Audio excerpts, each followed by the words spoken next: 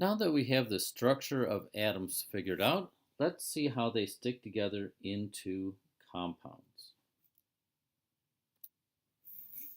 Compounds occur when more than one type of atom form groups.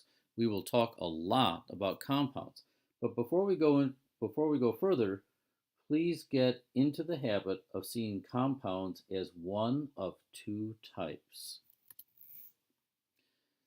ionic compounds or covalent compounds. Covalent compounds are also called molecular compounds.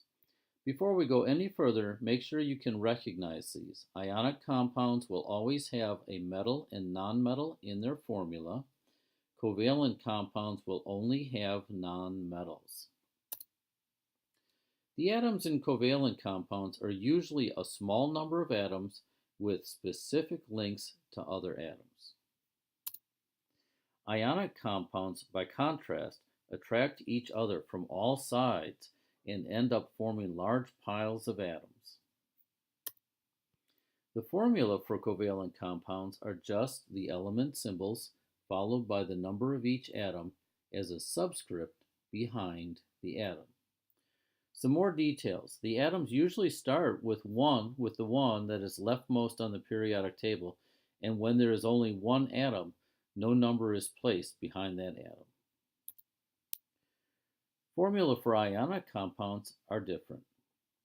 So many atoms pile up that it is impractical to write them into a formula. Also, piles of atoms all have different sizes.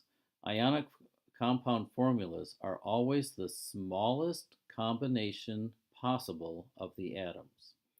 We always presume that any ionic compound will have many more atoms than shown in their molecules.